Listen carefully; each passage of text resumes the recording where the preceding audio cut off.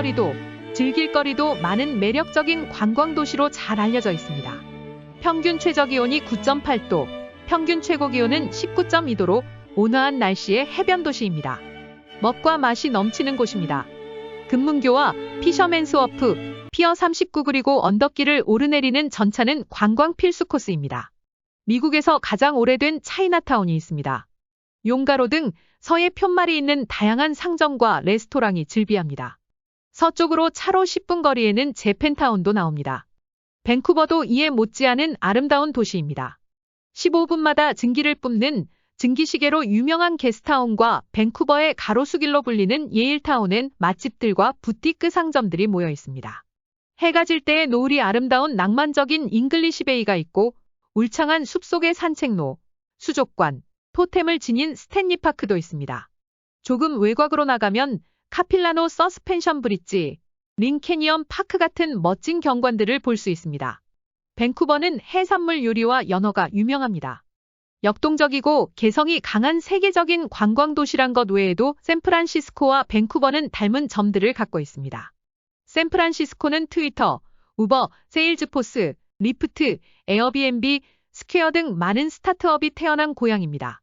부유한 기업인들과 고액연봉자들이 많습니다. 밴쿠버도 중국인 등 세계 부호들이 몰려와 호화주택을 많이 갖고 있습니다. 밴쿠버 웨스트에 위치한 쇼네시 하이츠는 가구당 평균 자산이 1,381만 달러로 집계되면서 캐나다 4위 부촌으로 조사됐습니다. 이 지역의 연평균 가구 소득은 70만 431달러였습니다. 두 도시의 집값은 엄청나게 비싸고 렌트비도 살인적입니다. 젊은이들이 살기 힘들고 출산율이 매우 낮다는 것도 두 도시의 공통점입니다. 홈리스와 마약 중독자들이 많아도 너무 많습니다. 그러다 보니 범죄율이 높아 주민들이 치안에 불안해하고 있습니다. 최근 샌프란시스코가 좀비 도시가 되고 있다는 이야기가 많이 나오고 있습니다.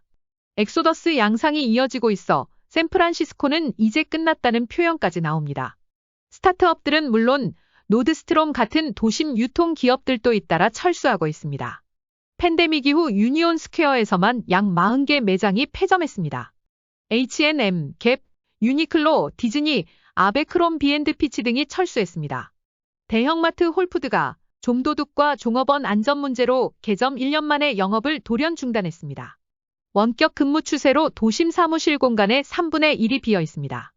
집값이 비싼 데다 범죄율까지 높으니 떠나는 주민들이 늘고 있습니다. 2022년 샌프란시스코의 인구는 80만 8,437명으로 2년 전에 비해 6만 5천 명, 7.5% 감소해버렸습니다. 샌프란시스코는 진보 민주당의 텃밭입니다. 지난 2014년 시는 마약 소지를 중범죄에서 경범죄로 낮췄습니다. 2019년 지방검사가 된 체사보디는 마약 소지 등 경범죄를 기소하지 않겠다고 발표했습니다. 이를 단속하는 건 사회적 약자를 차별하는 조치라는 것이었습니다. 현행 주법에 따르면 950달러 미만 가치의 상품을 훔치는 것은 경범죄로 간주되어 조사되지 않는 경우가 많습니다. 그러다 보니 좀도둑의 천국이 되고 있다는 비판이 나옵니다. 코로나 팬데믹 동안 시는 전염을 막겠다며 마약 및 절도죄를 지은 죄수들을 풀어줬고 수천 명의 노숙자를 호텔에 장기 투숙시켰습니다. 더 웃기는 것은 이들이 거리를 돌아다니지 않도록 마약까지 공급해 주었다는 사실입니다. 밴쿠버 도심 하스팅가 일대는 홈리스들의 텐트들이 즐비합니다. 이제 멀쩡한 인근 주택가에서 지나가는 여성을 마구 구타하는 사건도 일어났습니다. 밴쿠버 다운타운 그로서리 체인 IGA 지점 주인은 청소년들의 잇단 좀도둑과 폭력 때문에 종업원들이 신체적 안전을 걱정하고 있습니다. 상황이 점점 악화되어 가고 있는데 당국의 대책엔 변화가 없다고 불만을 토로하고 있습니다. 지난해 밴쿠버가 죽어가고 있다는 영상이 큰 반향을 일으켰습니다.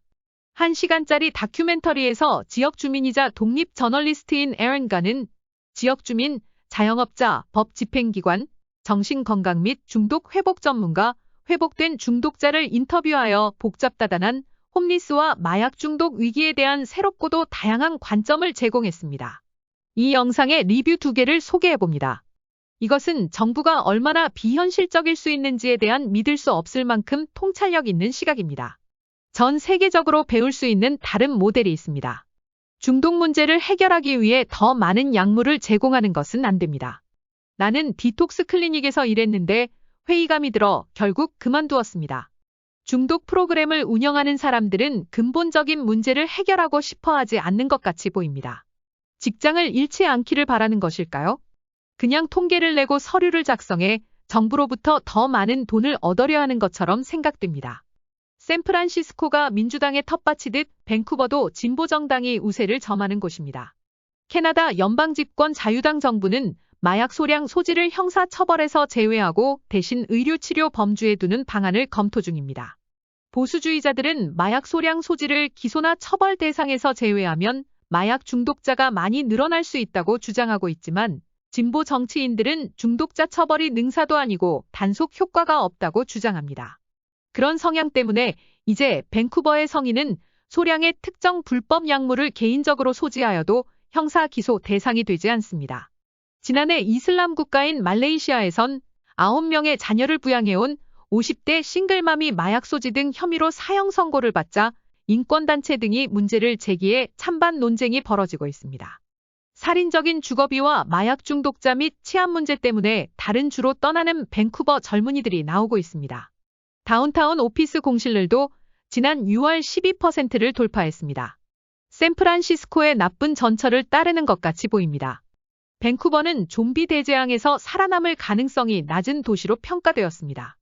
런트는 캐나다 통계청에서 데이터를 수집하여 취약성, 거주, 물품 유통, 안전 및 이동성의 5가지 범주를 기준으로 캐나다 35개 도시의 순위를 정했는데 가장 안정된 도시는 알버타주 에드먼톤이었고 밴쿠버는 22위에 랭크되었습니다.